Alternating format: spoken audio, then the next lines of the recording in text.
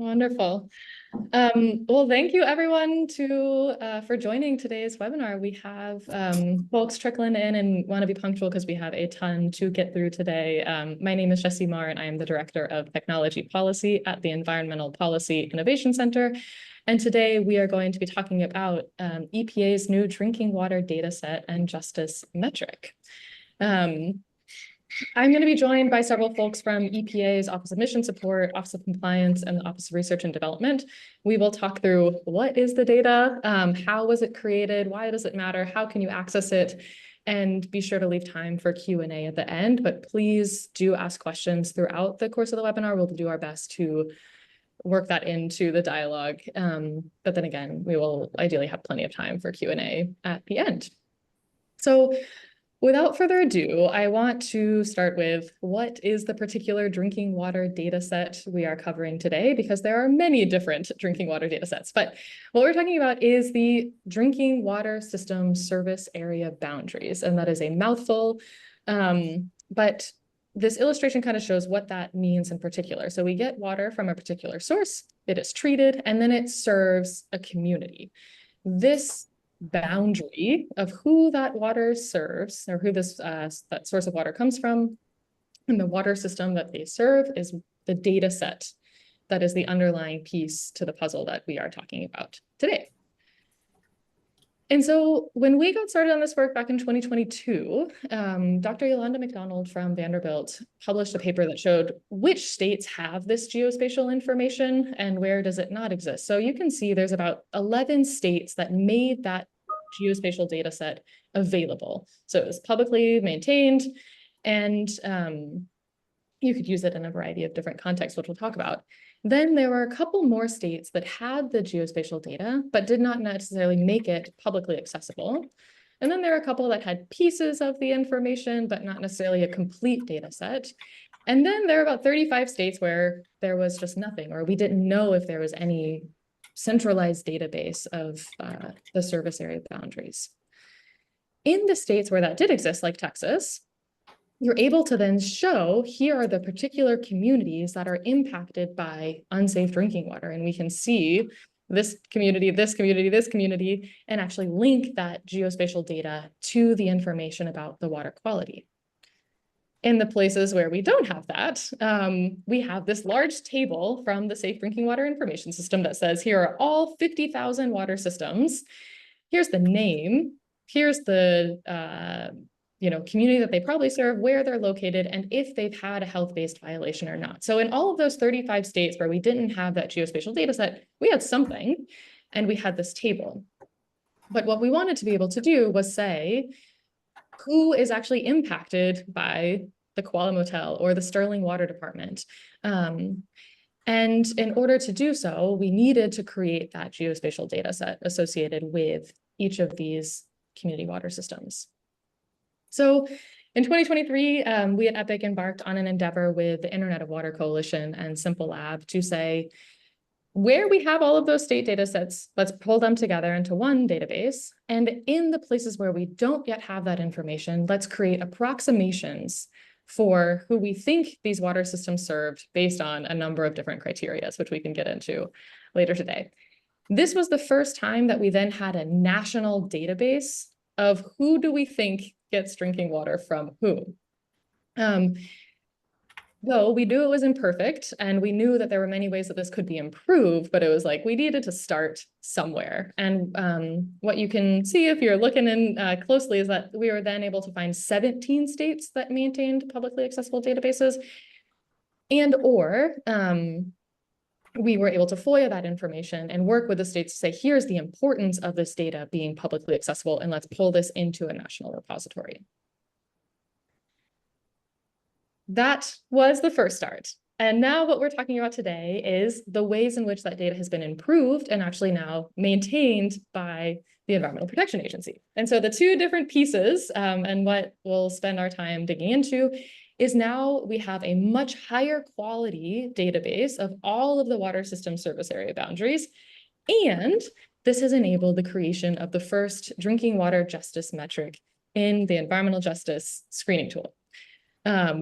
I'm going to now turn it over for a brief Q&A with folks from EPA, Kim Balaciano from the Office of Mission Support and Andrew Schulman from the Office of Compliance to talk about what is the speed and why does it matter. And so I think we can spotlight both Kim and Andrew. And so I'm going to start off with you, Kim. What prompted EPA to work on this data set and maybe just start with some reflections. So I'm a GIS person and I've been active in EPA's GIS community for like my whole career, 16 years at EPA. And one of my favorite things was like honing in on what data we don't have and like just trying to get some synergy around how do we get that stuff. And honestly, for years, the service area boundaries were one of the top data sets. And CAFOs, I'm just going to put a plug in there for CAFOs. So the work that the GIS people are trying to do at EPA, the challenge there was, of course, that the treatment plant locations were sensitive and doing analyses around, you know, who's impacted by things, supporting emergency response. These types of like analyses were really hampered. The data collected in CIDWIS, where you could see like the zip code that is being served, of course, you know, is helpful, but not complete. And the way our demographic landscape is just cookie cutting by zip code or running a buffer analysis around point locations, sensitive data at the core, hard to show your work publicly. Those were things that sort of came up, you know, over and over again. So, but just to jump to it. So then when these data sets started to be like EPIC's data set became, you know, apparent, we, you know, got, and I actually years ago, we spoke with a group in California and they had a process that was a nice vetted process for drinking water service area boundaries. And it was a little frustrating because we were trying to gain traction with that group. So it was just like fabulous that, you know, you guys sort of leapt over the transom for us and then created basically a product that made us want to jump in more formally. And maybe that's a nice segue. So Andrew, when y'all decided, okay, we want to work on this data, what did that actually take? Yeah, I don't want to, hi everyone, Andrew Schulman, U.S. Environmental Protection Agency. I don't want to bore everybody with a lot of EPA inside baseball, but I think what happened reflects well on EPA, reflects strengths that we have. So the first thing that happened is that we had a community of staff members in different parts of the agency, which often don't necessarily work together, but who all recognize the need for service areas. And we just started to get together to see if we could address it. And, you know, this wasn't on anyone's performance standards. There weren't any managers telling us, you got to develop service areas. It was something that grew organically because we all cared about it. The second thing that happened is that while we were sort of organizing ourselves to start gathering data and doing some modeling, Alex Hall and Andrew Murray reached out to me to show me the service area estimates that they were already working on. And as soon as I saw them, I realized that they had already substantially solved the problem. They weren't quite there, but they were most of the way to the goal and in a more sophisticated way than we had been planning. So most of all, I think the credit really goes to Andrew and Alex for leading this new set of estimates. And then at that point, our internal group of staff changed our work to start supporting and advising them. And then the third thing that happened is that as this work started to gather momentum, EPA's Office of Water committed funding to it to help support the things that a federal agency needs to support a scientific product. So you have the model and the maps, but you also need to develop data standards. You have to communicate to the public. You have to have a way of maintaining and supporting the tool into the future and incorporating new data sets as they come in. And that takes funding. So the agency put some resources behind it. And so, you know, you put all that together and I think it reflects well on EPA. This wasn't a regulatory requirement. There weren't any outside parties, Congress, or anybody else who are clamoring for EPA to develop service areas. But all of us who are here and who worked on this are here to work the mission. And the agency has the scientific talent and the determination, the wherewithal to make it happen. Yeah. So that's me bragging on EPA. Obviously, I'm from EPA, but I'm about to retire, so I don't have any say. It's just my view. But I also think it's quite phenomenal. Just to put in perspective the timeline here, started, I think, less than a year ago. And within the course of a year, you're able to create a data set, which we'll get much more into the weeds on later today, and then publish that, which I think is pretty rapid turnaround for an agency working on data work. So I will give y'all big kudos for that. Assures many others in the chat will. And I guess my last question is, we'll get into the discussion of, how is this data useful to state agencies or community members or water utilities themselves? But while we have both of y'all, curious to hear how this will actually be useful to the folks within EPA. Andrew. Yeah, I have some thoughts about that. So I've been at EPA for 25 years. I started in the drinking water program. Now I'm in enforcement, but I still work on drinking water. So 25 years working on drinking water at EPA. And in all of that time, we never knew who was drinking the water. So it's just been this fundamental data gap and limitation. So, we might look at a community water system and know this system has a history of health-based violations, but we were never able to say, okay, what's the impact of that on vulnerable communities? Because we didn't know who was drinking the water. So are there overlapping pollution impacts? We don't know. What portion of the people who are drinking this potentially unsafe water are already vulnerable? And we just couldn't say those things. So it was always hard to focus our efforts onto the most vulnerable or overburdened communities because we didn't have the information. Now, for the first time ever, we do. We are able to say things about in aggregate about the people who are drinking the water from a system because we know the service areas, we know who's drinking the water. And so in the enforcement program where I work, we've already started to use this in inspection targeting. So we had a project that came through on quick turnaround just last month where we were targeting some inspections, and we had a whole list of criteria, and two of them were, what is the percent of people served by each system that seemed to be vulnerable or overburdened? That was one of the targeting criteria. And another one was, which of these systems serve the most of some critical infrastructure kinds of facilities? So certain categories of facilities that the administration considers critical and vulnerable to disruption from a water system. And so we were able to use the new service area boundaries to answer both of those questions and feed into smarter inspection targeting. So it's already starting to be felt in making smarter decisions. And I think I don't think we know all the ways that this is going to be useful around the agency. Yeah. Kim, anything else you want to add at this point? Yeah, I mean, this is huge. Yesterday, EJ Screen released EPA's environmental justice screening tool released its like 12th release or something. And we finally have drinking water in there and we're so excited. And so I've been supporting that tool since its inception. And we've been hearing from all of the advisory groups that we really want an indicator in there for drinking water. And so, we're super happy that was the immediate use of that data within EPA is to run it out there as an indicator in EJ Screen. So we're super happy about that. Awesome. Well, thank you both. We'll come back to y'all during the Q&A portion, but gonna turn it over now to Alex Hall and Andrew Murray from the Office of Research and Development to actually talk us through this data, what it is, and what it means. Great. Thanks for the opportunity, and welcome friends and friends of water. It's good to have you here. Can you see the screen? Yes. Great.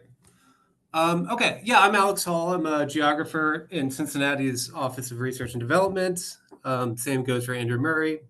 who's also on the call here. This data set was published just a week ago.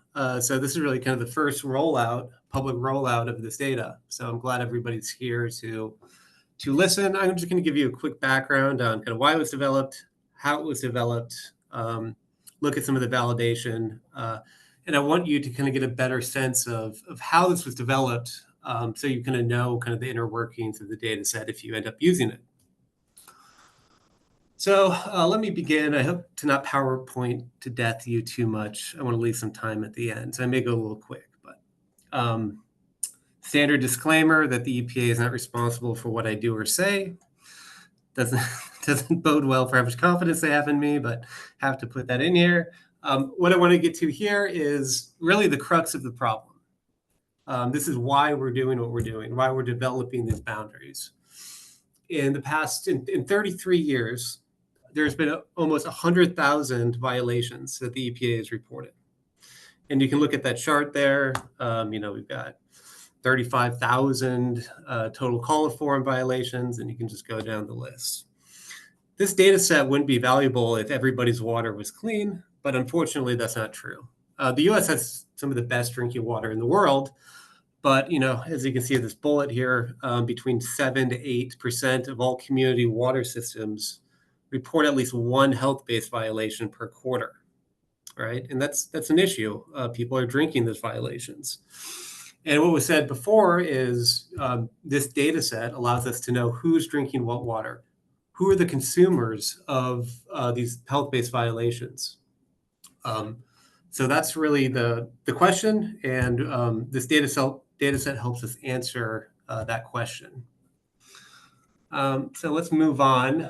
I want to put this kind of project in context. We were not the first to do this. There's been a series of data sets that tried to get at this problem. The first was EPIC and Simple Labs and the Internet of Water. They were the first to fill this data gap and really showed that this could be done. And they did that in May of 22. Shortly after, the USGS published a very valuable data set of the same thing, or similar data set. And then here, like I said, a week ago, we published ours. And this makes it look like we're just replicating efforts.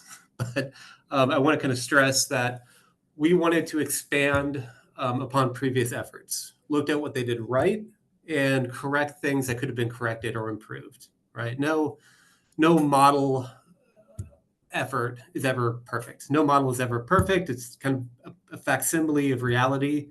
And, you can, like any science, you can, improve upon previous efforts.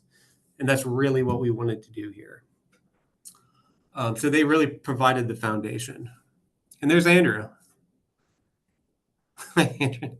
Andrew was the kind of the lead modeler on this. And we'll get into some of the modeling here at the end. Now, what are kind of the differences between these data sets? As you can see here, one of the important things, I think, is to take good data when it's available. So we said earlier that certain states publish community water system boundaries. And we decided that we didn't want to model those. If they're out there and they're correct, we wanted to use them. That's what Simple Lab and EPIC did. And in their data set, about 35% are state boundaries. Ours is similar, 37%. How many systems are there? Well, there's about 48,000 total community water systems. The EPIC data set is about 45. We've got a little bit less at 44. We capture about the same population served. I should say that the USGS focused mainly on the larger systems. You can see that they have 18,000, but they capture 269 million people in their data set. But I think this is the really important point that I'm about to say. And it has to do with how the model was developed. For EPIC's tier 2 systems, which I think accounted for about 50% of all systems, they used a census place, which is just a municipal boundary, to use as a proximity for a service area. The USGS used the same thing for the most part. There's some nuance there, but I won't get into it. But what we did is we wanted to start at the smallest geography possible and work our way up. Our model is based off of parcels and census blocks, which are much smaller. And I'll get into why that's important. Here's an example of I was talking about before about a census place or a municipal boundary. We can take Boise, Idaho, for example. In white is the Boise, Idaho census place boundary. And so for EPIC and for the most part, USGS, they use these boundaries as a proxy for the service area. It's a decent proxy, but it's not great. Okay, you can see that the service area extends past it. We're missing about 68,000 people are excluded if you just use the census place. So that's one area we wanted to improve. We wanted to be able to be a little bit more nuanced with our geography. And that's why we're using census blocks. And here's just an example of what census blocks look like. They're very small geographies. They can have maybe just a couple hundred households in them. And here's Boise, Idaho again, but here we're delineating it by the block by block by block, making the determination, is this block served by public or private water? And if it's served by public water, what public water system does it belong to? And so you can see this demarcation between blue and purple of a public water system, okay? And there's 11 million blocks that we have to work with in this model. Okay, but the big question is, how do you determine if a block is on public water or private water? That's really the first question we have to ask. And to get the answer, we have to do modeling, okay? And we use what's called a decision tree model. And for any model, if there's any modelers out there, you need to have good data to train a model with to get the right answer. And we saw that there were about 3 states with really excellent service area data: California, New Jersey, and Connecticut. And that really was the foundation for this decision tree model. For those 3 states, we knew for every block if it was on public or private water. And what we do is we add explanatory variables to it to say, well, what predicts the outcome? Okay, so does housing unit density predict the outcome? If a block is on public sewer water, that's a good predictor. Imperviousness is a good predictor. So what this model does is, we put in almost a million census blocks, and the machine learning goes through a bunch of permutations to find the best answer. And it creates what you're seeing on the left, a decision tree. And this decision tree allows us to put any block in the country through it to get to our answer. And our answer is either, is it public or private water? So just for example, we can start here. Let's just take any random block in Iowa. And we want to know if it's on public or private water. And we say, does it have a lot of imperviousness or a little imperviousness? And if it has a lot, we go up. And then we ask, and in 1990, was this block in public water? We knew that because of the 1990 census. And if it wasn't, or if it was, then we go up. And then we say, is there a public drinking water intake within 10 miles? And if there would, which is a good proxy for if it's on public water. And if it is, then we end at this node, and we know that that block is on public water. There's 20 different paths that we can take, but each path ends at a node, which tells us whether we're on public or private water. It goes through about 1 trillion permutations to get to the right answer, to get to that decision tree. But it's a very robust model, trained on good data, and we can apply it anywhere in the country. 19 out of 20 times, it predicts the block correctly. That's kind of the foundation for the model. And you can look at how it did. We didn't expose the model to Washington, although Washington has published service area boundaries. On the left, you can see our model results, and on the right, you can see the state supply boundaries. And you can see that they're very close, that our model is predicting public water usage. There's about 98% coincidence in area between the two. So we were happy with that. So we had a model that we could apply to the whole country. But that was part of the problem. The next problem is described in this graphic at the bottom. So here in LA, the first model I showed you, it showed that these areas in yellow are on public water. But what we now need to do is figure out what public water system it belongs to. Here are LA's public water systems. There's like 300. So we need to go from this to this.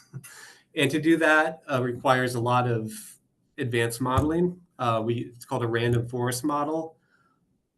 I don't have the time to get into how it was done, but we used a lot of explanatory variables and a lot of modeling techniques that Andrew developed to really be able to demarcate the different community water systems. So we did that. And what we got is kind of the end result. We have here a picture of Minnesota and Wisconsin and the individual public water systems within these two states. You can see it captures small systems and large systems, and we demarcate between the different systems. Now, like I said before, we wanted to improve on the different methods. The USGS data set doesn't have a lot of small systems because there aren't census places in really small system boundaries. The EPIC data set has what they call a tier 3 system, meaning that they didn't have a good idea where these systems are, and they drew kind of buffers. So you see these circles here on the map. These are the EPIC tier 3 systems, and these systems are typically small.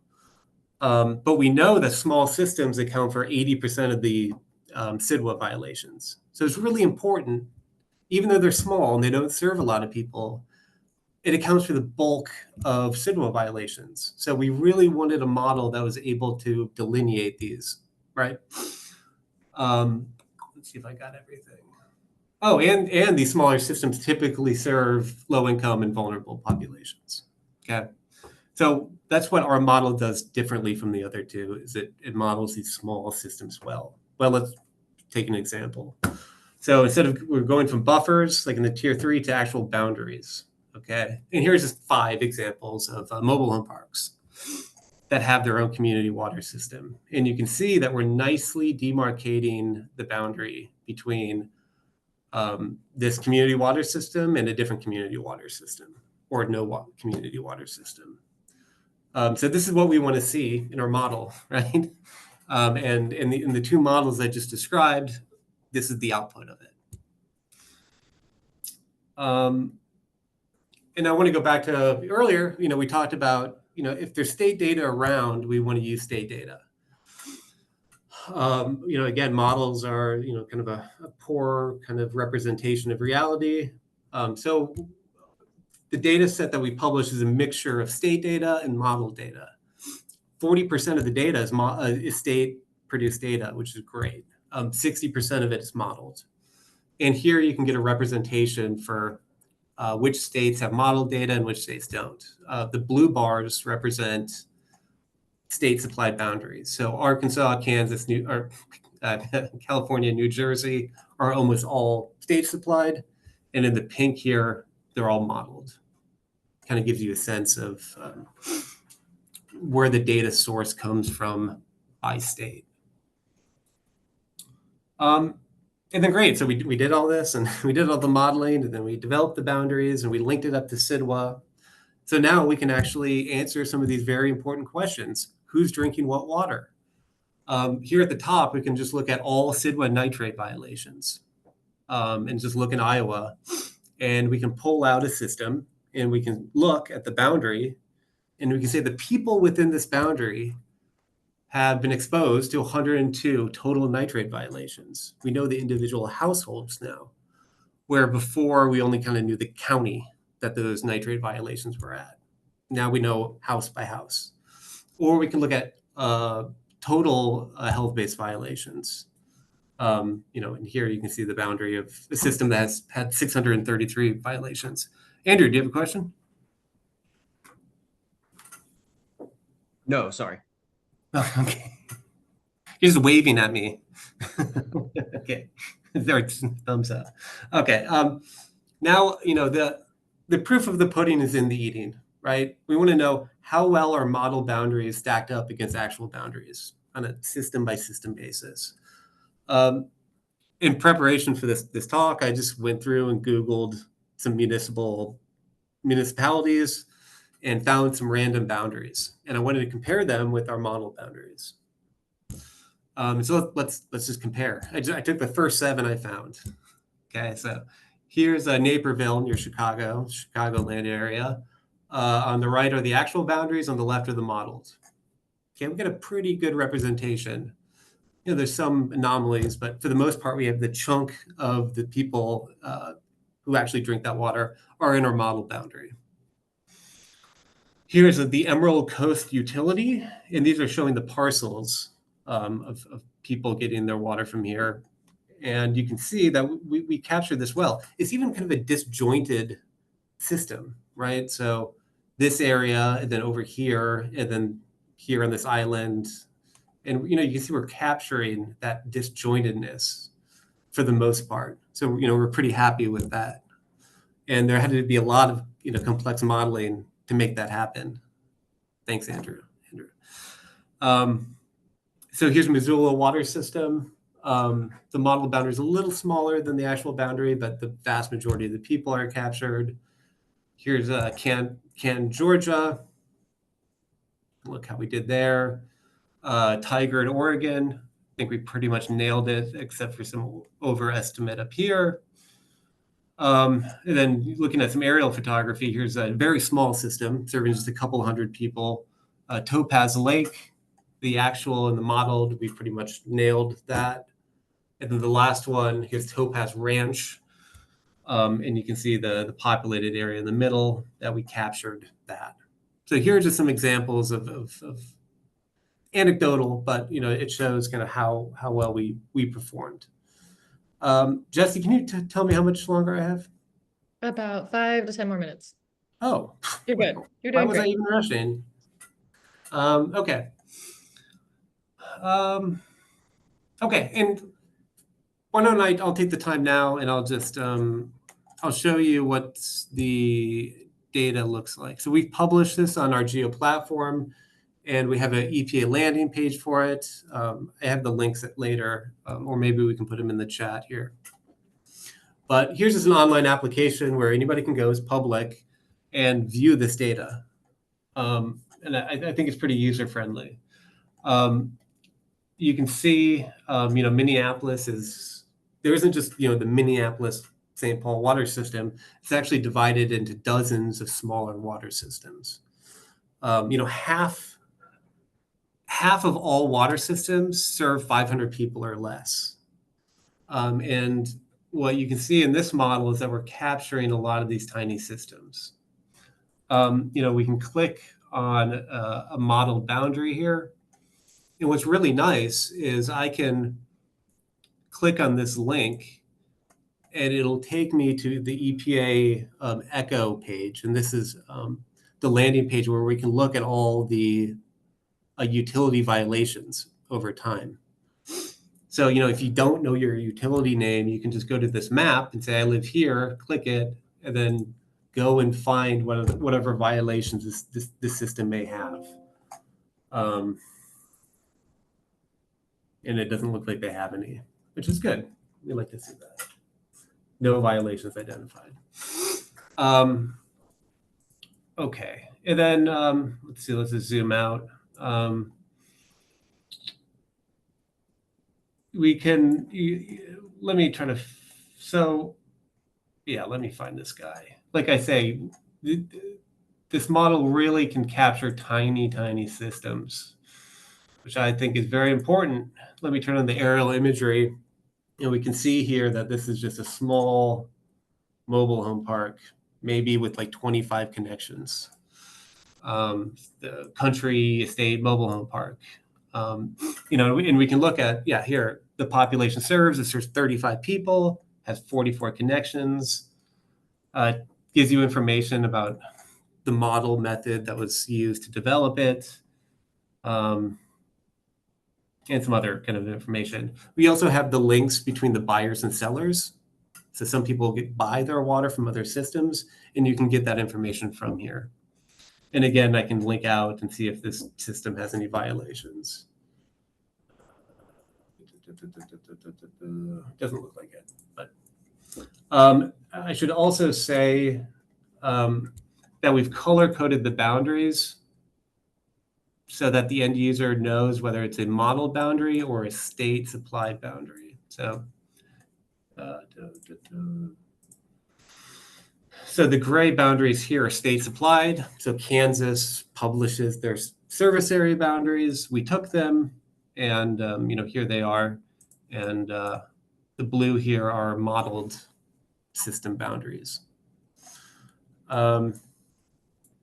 So that's that. And yeah, we'll provide the link in the chat. I should also say you can kind of triage by system size. Let's just say I want to see systems that serve over 100,000 people. I can go and select that, and I can zoom out. So here are just the very big systems. So there's some query options in here, if that's helpful. Okay, let me go back to my slides. Why do I have so many duplicates? Okay. Somebody before mentioned that, I think it was Kim mentioned that this had been integrated into EJ Screen. And it is. As of yesterday, there's a drinking water non-compliance EJ index in EJ Screen. And this was a difficult index to create. Basically, the challenge was, how do you distill hundreds of different types of violations over time and condense it into a single metric that broadly describes the compliance status of a utility, right? Well, we took a crack at it, and this is kind of the formula. Basically what we did is we looked at the violation severity within each system, and there's also a temporal aspect. So we looked within the last 5 years, and if a violation had been open for all 5 years, we add +5 for the temporal aspect. So if you have a acute health-based violation, like a nitrate violation, that's worth 10 points. And if it was open for 5 years, that would be a score of 15. Other chronic health-based violations are worth 5 points, and monitoring and reporting violations are worth 1 point. And what we did is we used the service area boundaries to calculate that score, and then we aggregated them into census block groups. And so now when you go into, well, here's what the data looks like. We're just looking at the raw score. And some things pop out, like, West Virginia, you can kind of see the state boundaries where they have higher scores on average. And then I'm almost done, but let me show you what the EJ Screen data looks like. I think I have it up. Yeah, so here's EJ Screen, and if people don't know, this is a map that identifies vulnerable communities. We look at different environmental burdens, and we intersect that with sociodemographic information like low income and people of color, and we come up with these indexes. So here's the here's the drinking water non-compliance index, okay? And the higher, the more red, the worse the compliance history. So you can see, like, the city of Trenton is higher comparatively, and these are put into percentiles. So, this block group is not behaving, but, you can click a block group and you get more information about the demographics and the environmental burdens present in these areas. And I don't know why that's not working, but okay. And if you want to take a screenshot or write that down, so this is the GeoPlatform link for the service area boundaries. Here's the EJ screen where you can find the drinking water compliance index. And if you're a real nerd and you want to dig into the code on how this data set was developed, you can go to the GitHub repository, and Andrew is still working out some of the kinks, but a lot of the data is in there. And there's our contact information. And I think I left some time for questions, right? Yes, you Great. did. Thank you. So I have just 2 more slides, and then thank you, Andrew, for answering questions throughout. I know we have many, many more, but I wanted to just take a minute to share 2 more things. One is that Alex is going to be doing trainings on EJ Screen over the next few weeks, so please do join those and spread the word, and there will be open office hours as well for EJ Screen. I also got a number of questions of can we walk through not just the EJ Screen, but the data itself. So if that's of interest, please do reach out, and happy to have a let's nerd out on the data, get into the weeds. How do I access it? What can I do? And bring together different folks that are exploring using this information. And then just wanted to end a little bit on where do we go from here? Like I said, please use the data. We really want to see the many different use cases and learn from one another in terms of the types of trends that you're able to see and what this enables. And then as representative on this call, we have a number of different folks from community members, state agencies, federal agencies, advocacy organizations. And there's a role for everyone to play in terms of how we both use this information in decision-making and improve and maintain the data going forward. So as we said, there's both modeled and provided from the water utility service area boundaries, and we want to get it as accurate as we can. So to the extent that you zoom in and you're like, no, I actually know that that's wrong, let us know. And we want to be able to figure out what are the ways in which we can have that community validated information in this overarching data set. The second piece is to all the states out there. There are only 17 states that maintain this data publicly. We have a playbook for how you can take this baseline of the approximations and improve upon it, so you don't necessarily have to start from scratch in creating the service area boundaries, and really want to work alongside states to collate this information where we can. And with water utilities that might have this and are in a state that doesn't maintain a database, how can we push that to the overall national database as well?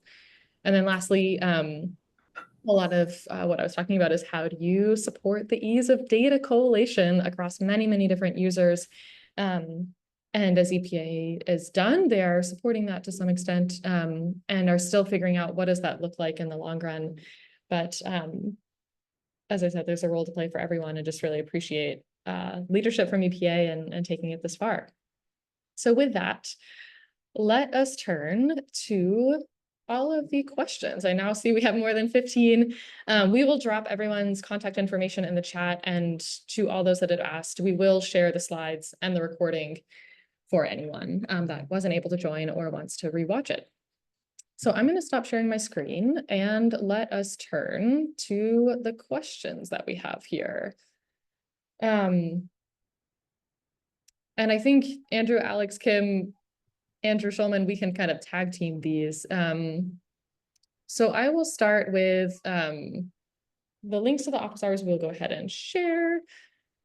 So one person asked, based on the violation trends, it seems the larger the water system, the safer or better. I've heard of some water utilities being absorbed into others. Is there any anticipated policy or advocacy in that realm, absorbing small utilities to better serve users and ultimately help data purposes?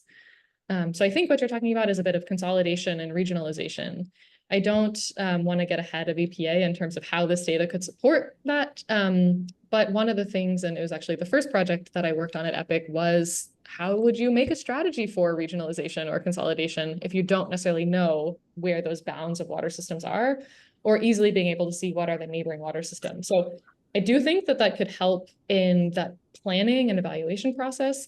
But don't know, EPA folks, if there's anything you want to mention in terms of anticipated policy that this data might be able to support. Andrew, I just want to call out that we do have some of our Office of Water colleagues on the line, and they should chime in entirely if they choose to. Go ahead, Alex.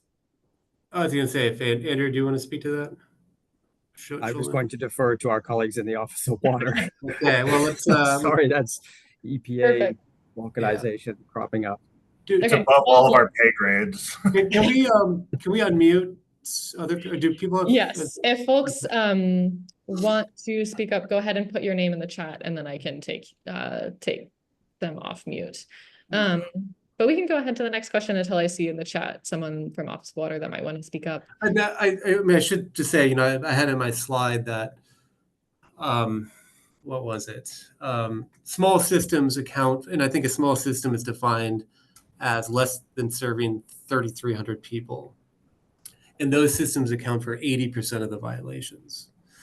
I don't know if I would just say like a broad brush that system size is going to be determinate on, the quality of your water. Different systems have different treatment techniques. Some use flocculation, some use reverse osmosis, UV. Every system is different and unique. Some systems get their water solely from a surface water intake, and that typically provides more challenges in treating your water than solely groundwater. So that's something that's a big relates to the quality of the water. So yeah, and I should say that 12% of community water systems are mobile home parks. These are systems that aren't connected to the larger water utility, and that these parks typically have everybody on their individual septic system. So you've got a well at a mobile home park with a lot of septic systems around. You can see how that can lead to water quality challenges. I don't know if that totally answered your question, but maybe it hit on it. Yeah. Well, I do want to clarify. You said 80% of the violations are in those small systems. I'll take your word on that. But most of the systems are small systems. Oh yeah, Even though yep. most Americans get their drinking 100%. water from large systems, most of the systems are small. So that doesn't necessarily mean that those small systems have worse compliance. I'm not sure about that. Yeah, half of all systems serve less than 500 people. Okay. So yeah. Yeah. And I think there was a couple of questions just in terms of what exactly the water systems are that we're talking about. So the difference between a community water system that is regulated and then those that get their water from a private well and those that come from non-transit systems like schools, gas stations, and otherwise. So to clarify, we were talking about the 45 or so thousand community water systems. I'm going to move, there's a couple of questions in the chat related to, we're talking about water quality violations. What about lead? What about PFAS? What is the extent of the violations that are included both in the EJ screen metric and the types of things that maybe aren't at the system-wide level, but might be in someone's household, and how this data can be used in understanding those types of violations? I just want to call out that Nick is on the line, folks. Just FYI. Yeah, if you want to unmute Nick Spalt, maybe I'll tee up Nick for Okay. this. The EPA just passed its new lead and copper rule.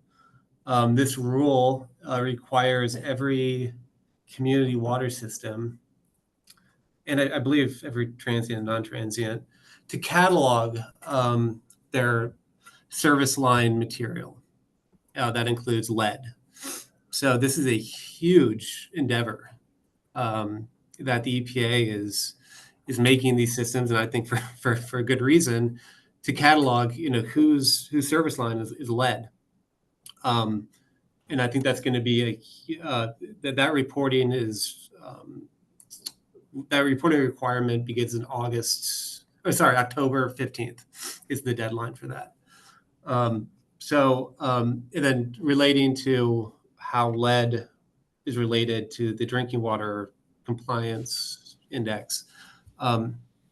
We did not include lead action level exceedances in that index for kind of a variety of complicated reasons. But correct me if I'm wrong, there are other lead and copper violations that are included in that index. Right. The index includes all of what are considered violations.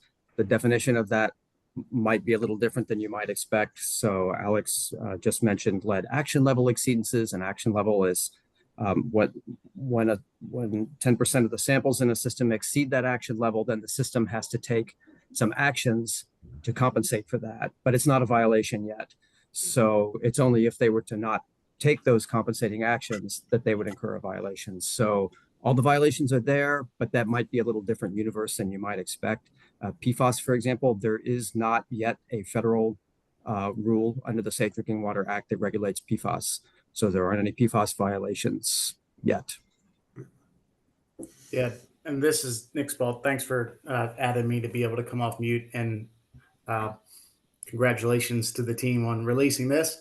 That is a good question about lead and PFAS. Of course, you know, when we're looking at service area information, a lot of the times violations and health risks can be at a level that's lower than the service area, right? So with the lead and copper rule revisions, looking at service connection level data, and we know in other regulations that location plays an impact as well, like disinfection byproducts and distance from treatment sources and things like that.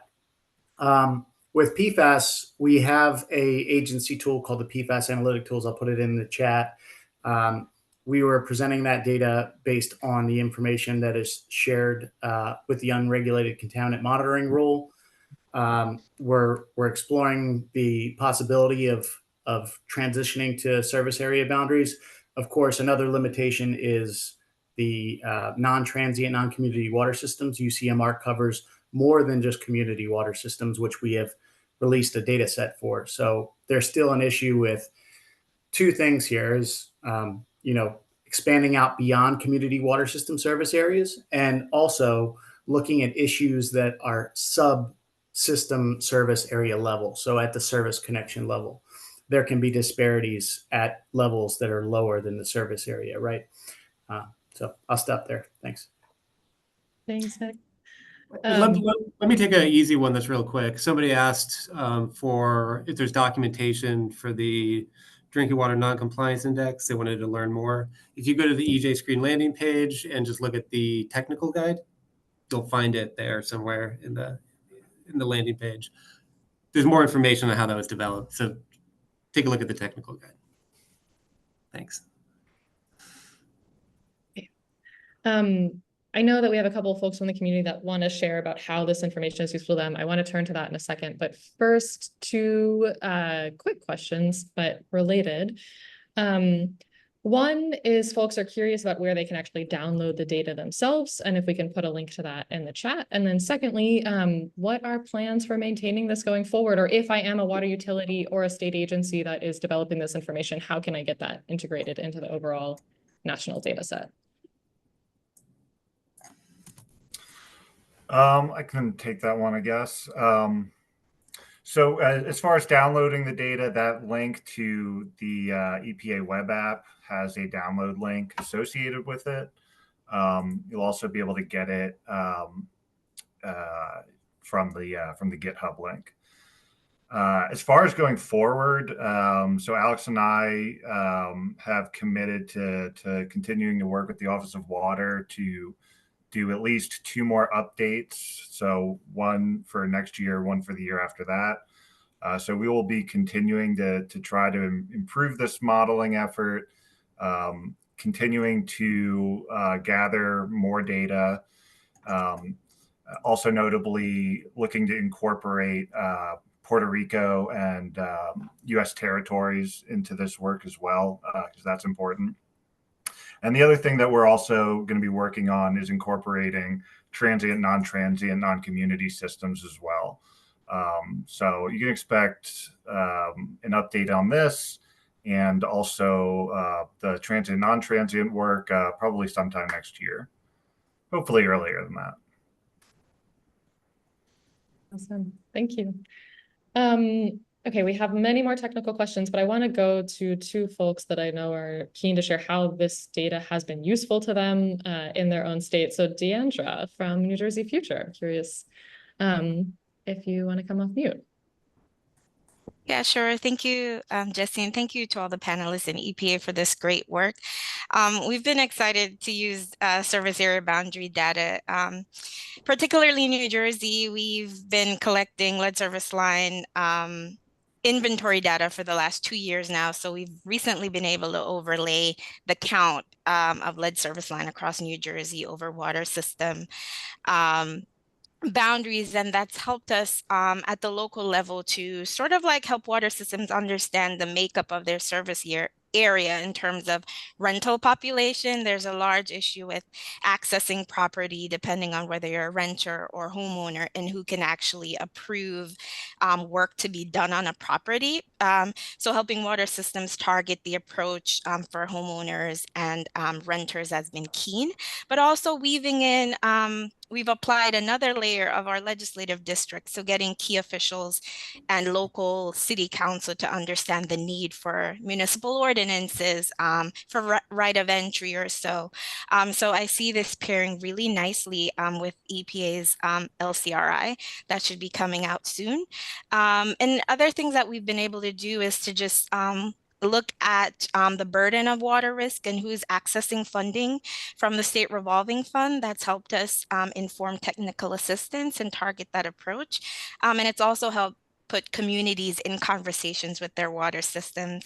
A challenge that we've had is an overburdened water system, understanding an overburdened community and where nonprofits or community organizations can proactively distribute filters or go into conversation about cost share and rates. And so we've been able to visually bring folks into conversation who may have not had that. So we're really excited and happy to share more as folks begin to use this data.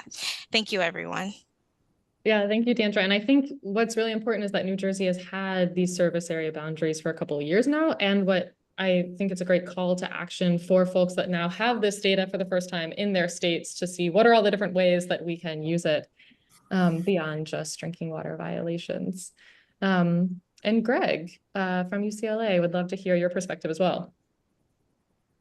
Hey everyone, I'll be brief and just say this is really great to see. And we have had boundaries in California for a while, but it hasn't been that long. I know 10 years ago, even we only had about half the community water systems mapped, but the last 5 or so years, we've had pretty much a full set, and that's just enabled a lot of research and a lot of policy and advocacy that wasn't otherwise possible. It's been great to see the new tools from so the coalition of nonprofits on this call, as well as USGS. But I think this new tool really advances things, particularly for the really small systems. And I will say we plan to use this tool in some work we're doing funded by EPA under a new National Environmental Finance Center to look at solutions for failing systems in 6 other states and territories. So excited to put this tool to use immediately. And look at, among other things, regionalization potential, although as others have said on the call, there's a lot more complications in implementing regionalization, but I do think this is a great tool for at least understanding where there's potential for that from a physical location perspective. But cheers, everyone. I do want to just point out quickly, I don't want to be too Pollyannish about that there are errors in this, that it's not a perfect representation of the data. It's a model, and every model has flaws. So I just want to to let people know out there that there's overestimation, there's underestimation. There may be some instances where it's the wrong public water system ID with the wrong area. So I do want to lay that out there. But in brief and broadly, I think it's a big improvement on what's been out there previously. Definitely. I want to note it is the top of the hour, so thanks to everyone for joining today. We can hang around. I know there are several more questions that we didn't get to. And also, again, just invite folks, please reach out if you are keen to have water data working session to get into the weeds. And I know there are several questions about how do you actually access this information. If it's not immediately available and accessible within GitHub, we will make sure that that's the case within the next few days. But again, thank you everyone for joining, and thanks to EPA for the great work. Thank you for hosting. Thanks, Jesse. So yeah, if folks do want to stick around, we can either answer these questions live. I have to go. Or I can put this. That's fine. Yeah, I can stick around for another 5-10 minutes. If Okay. that's sure. I'm trying to see the most common questions, and we can probably put together a Q&A from all the Yeah. questions that we weren't able to answer. That might be the best bet. Yeah. Um, Yeah, I would love to gather some of the wisdom in this chat, like just to not lose track for sure. okay, let's go ahead and do that. I'm gonna stop, or maybe Chris can stop the recording.